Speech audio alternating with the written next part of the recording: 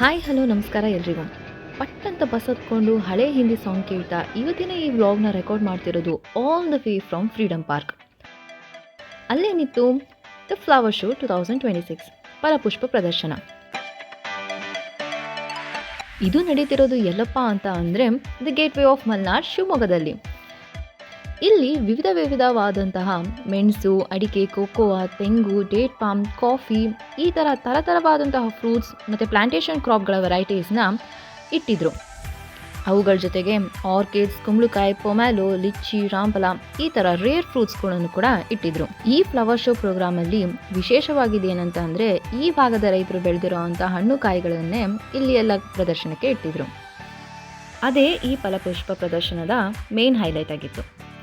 ಹಾಗೆ ಮುಂದೆ ಹೋಗ್ತಾ ಕೈಮಗ್ಗದ ಚಳಕ ನೋಡಿ ಸ್ಯಾರಿಗಳ ಮಳಿಗೆಗೆ ಹೆಜ್ಜೆ ಇಟ್ವಿ.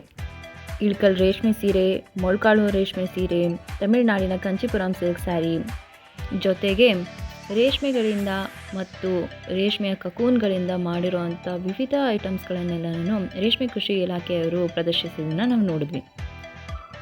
ಒಂದೇ ಜಾಗದಲ್ಲಿ ಇಷ್ಟೊಂದು ವೆರೈಟಿ ಆದಂತಹ ಸೀರೆಗಳನ್ನು, ಅದು ಬೇರೆ ಬೇರೆ ಊರುಗಳಿಂದ ತೊಗೊಬಂದಿದ್ದಂಥ ಸ್ಯಾರಿಗಳನ್ನು ನೋಡೋದಕ್ಕೆ ನನಗಂತೂ ತುಂಬಾ ಖುಷಿ ಆಯಿತು.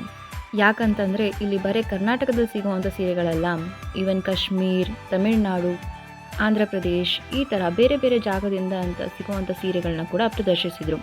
ಪೊಂಚಂಪಲ್ಲಿ ರೇಷ್ಮೆ, ಬನಾರಸಿ ರೇಷ್ಮೆ, ಅದರಲ್ಲಿರೋವಂಥ ಡಿಸೈನ್ಸ್ಗಳಂತೂ ತುಂಬಾ ಮಸ್ತಾಗಿದ್ವು. ಕೆಲವೊಂದು ಸೀರೆಗಳ ಶಾಪಲ್ಲಂತೂ ತುಂಬಾ ಜನ ಇದ್ದರು. ಇಲ್ಲೇ ನೀವು ನೋಡ್ತಿರೋ ಹಾಗೆ ಜಮದಾನಿ ಸೀರೆಗಂತೂ ಡಿಮಾಂಡ್ ಜಾಸ್ತಿನೇ ಇತ್ತು.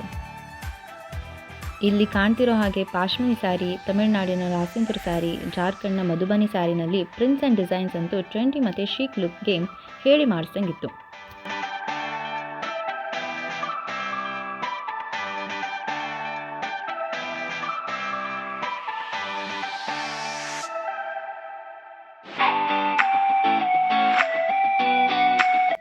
ಬರೇ ಸೀರೆಗಳೇ ಇದಾವಲ್ಲ ಅಂತ ಅಂದ್ಕೊಳ್ಳೋ ಅಷ್ಟರಲ್ಲಿ ಬೋನ್ಸಾಯಿ ಗಿಡಗಳು ಕಣ್ಸೆಳೆದ್ವು. ಆ ಬೋನ್ಸಾಯಿ ಗಿಡಗಳ ಜೊತೆಗೆ ಬೇರೆ ಹಣ್ಣು ತರಕಾರಿಗಳನ್ನು ಕೂಡ ಪ್ರದರ್ಶನಕ್ಕೆ ಇಟ್ಟಿದ್ರು. ಇಷ್ಟೇ ಸೀರೆಗಳ ಮಳಿಗೆನಾ ಅಂತ ಅಂದ್ಕೊಳ್ಳೋ ಅಷ್ಟರಲ್ಲಿ ಇನ್ನು ಮುಂದೆ ಜಾಸ್ತಿ ಸೀರೆ ಮಳಿಗೆ ನಮ್ಗೆ ಸಿಕ್ತು. ಅದರಲ್ಲಿ ಉಡುಪಿಯ ಕಾಟನ್ ಸ್ಯಾರಿಗಳಂತೂ ಸಿಂಪಲ್ ಮತ್ತು ಕ್ಯೂಟಾಗಿ ಇದ್ವು.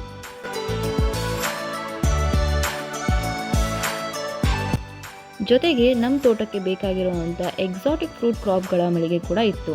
ಅದರಲ್ಲಿ ವಿವಿಧವಾದಂತಹ ಹಣ್ಣು ತರಕಾರಿಗಳ ಗಿಡಗಳು ಪ್ರದರ್ಶನಕ್ಕೆ ಇಟ್ಟಿದ್ರು, ಮಾರಾಟಕ್ಕೂ ಕೂಡ ಇಟ್ಟಿದ್ರು.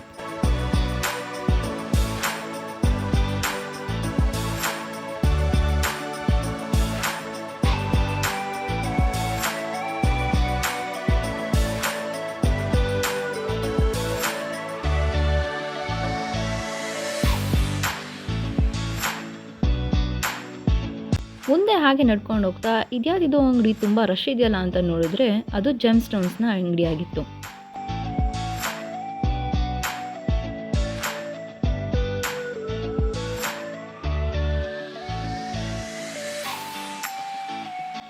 ಇವೆಲ್ಲದ್ರ ಮಧ್ಯದಲ್ಲಿ ನನಗಂತೂ ತುಂಬ ಮೇನ್ ಅಟ್ರಾಕ್ಷನ್ ಅಂತ ಅನಿಸಿದಂತಂದರೆ ಲೈವ್ ಆರ್ಟ್ ಆ್ಯಂಡ್ ಪೇಂಟಿಂಗ್ಸ್.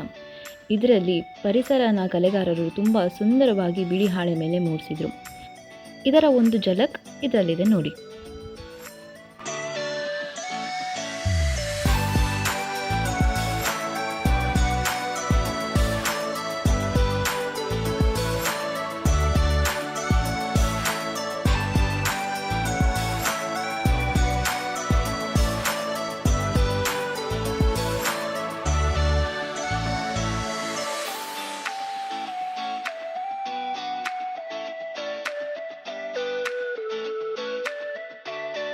ಇಷ್ಟೆಲ್ಲ ನೋಡಾಮೇಲೆ ಮುಂದೆ ಹೊರಟಿದ್ದು ಮೇನ್ ಸ್ಟಾಲ್ಗಳ ಮಳಿಗೆ ಹತ್ರ.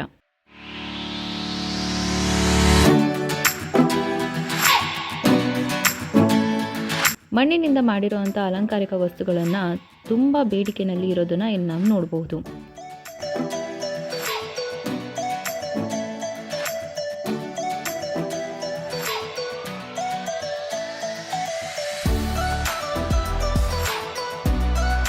ಇವಕ್ಕಲ್ದೇನೆ ಬಿದಿರಿ ವರ್ಕಿಂದ ಕ್ರಿಯೇಟಿವ್ ಆಗಿ ಪ್ರಾಡಕ್ಟ್ಸ್ಗಳನ್ನು ಮಾಡಿದರು.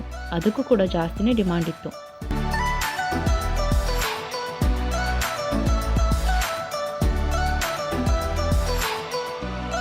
ಮಣ್ಣಿನಿಂದ ಮಾಡಿದಂಥ ಆಭರಣಗಳು, ಚನ್ನಪಟ್ಟಣದ ಬೊಂಬೆಗಳು, wood work, banana fibre arts ಎಲ್ಲ ಡಿಫ್ರೆಂಟ್ ಆ್ಯಂಡ್ ಕ್ರಿಯೇಟಿವ್ ಆಗಿದ್ವು.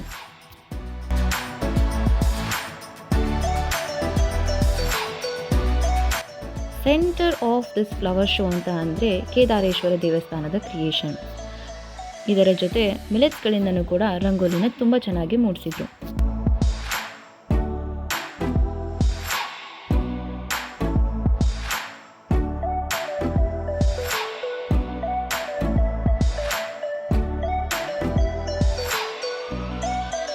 ಚಿಕ್ಕಬಳ್ಳಾಪುರದ ಈ art work was just mind blowing. ಅದರಲ್ಲಿ ಮಾಡಿದಂಥ design detailing was just really amazing.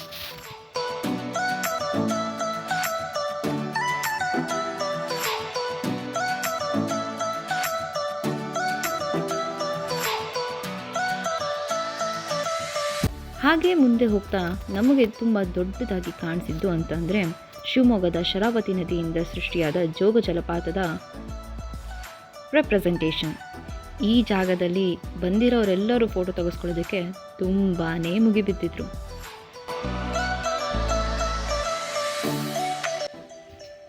ಇದಷ್ಟೇ ಅಲ್ಲದೆ ಕೌದಿ, ಖಾದಿ, ಹತ್ತಿ, ಕೈಮಗ್ಗದ ಬಟ್ಟೆಗಳ ಅಂಗಡಿಗಳನ್ನ ಕೂಡ ಇಟ್ಟಿದ್ರು.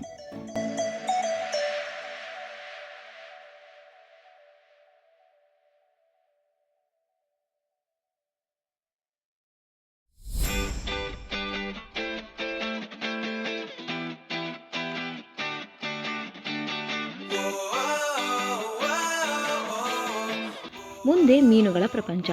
ಒಂದಕ್ಕಿಂತ ಒಂದು ಬಣ್ಣ ಬಣ್ಣದ ಮೀನುಗಳನ್ನು ಮಾರಾಟಕ್ಕೆ ಇಟ್ಟಿದ್ರು.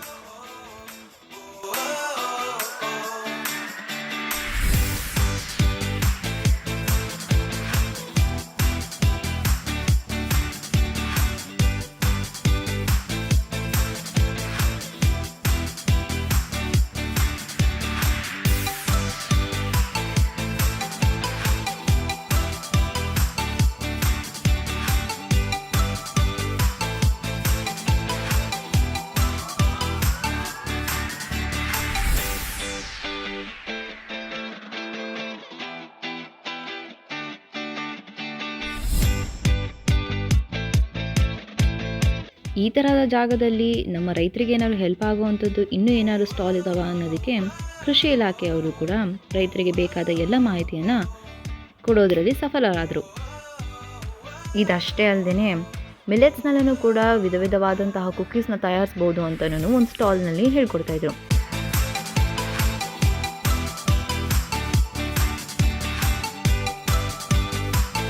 ಅದಲ್ಲದೆ ಅಕ್ಕ ಮನೆ ಅಂಗಡಿಯಲ್ಲಂತೂ ಜನಗಳ ಕ್ಯೂ ಅಂತೂ ಜಾಸ್ತಿನೇ ಇದ್ವು.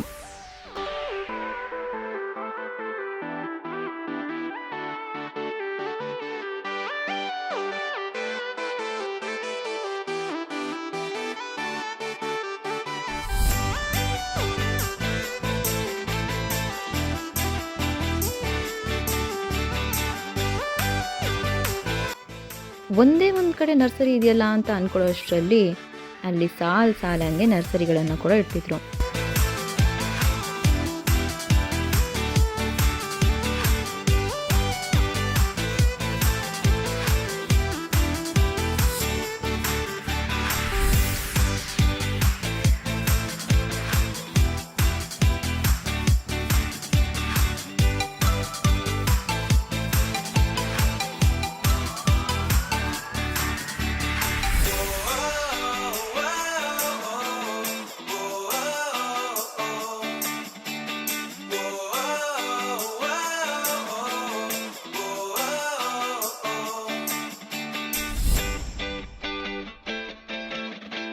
ಇದರ ಜೊತೆಗೆ ಶಿವಮೊಗ್ಗದ ಜನರಿಗೆ ಓದೋದ್ರಲ್ಲಿ ಎಷ್ಟು ಆಸಕ್ತಿ ಇದೆ ಅಂತ ಈ ಪುಸ್ತಕದ ಮನೆ ನೋಡ್ತಿದ್ರೇ ಗೊತ್ತಾಗುತ್ತೆ.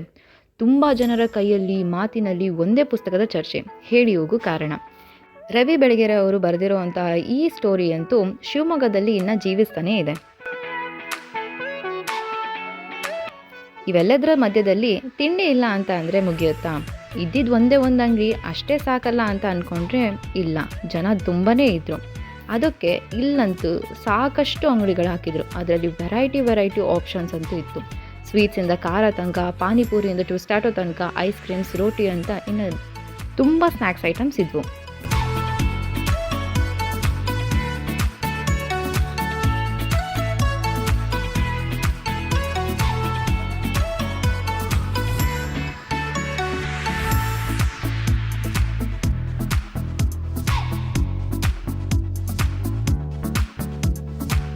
ಪಾರ್ಕಿಂಗ್ ಫೆಸಿಲಿಟಿ ಕೂಡ ತುಂಬ ಚೆನ್ನಾಗಿತ್ತು. ಎಲ್ಲ ನೋಡಿ ಮುಗಿಸಾಮೇಲೆ ವಾಪಸ್ ಬಸ್ ಹತ್ತಿ ನಮ್ಮ ಇವತ್ತಿನ ವಿಸಿಟ್ನ ಮುಗಿಸಿದ್ವಿ. ಮುಂದಿನ ವಿಡಿಯೋದಲ್ಲಿ ಮತ್ತೆ ಸಿಗುವ. ಅಲ್ಲಿ ತನಕ ಲೈಕ್ ಮಾಡಿ, ಶೇರ್ ಮಾಡಿ, ಸಬ್ಸ್ಕ್ರೈಬ್ ಮಾಡ್ಕೊಳ್ಳಿ. Thanks for watching guys. Bye.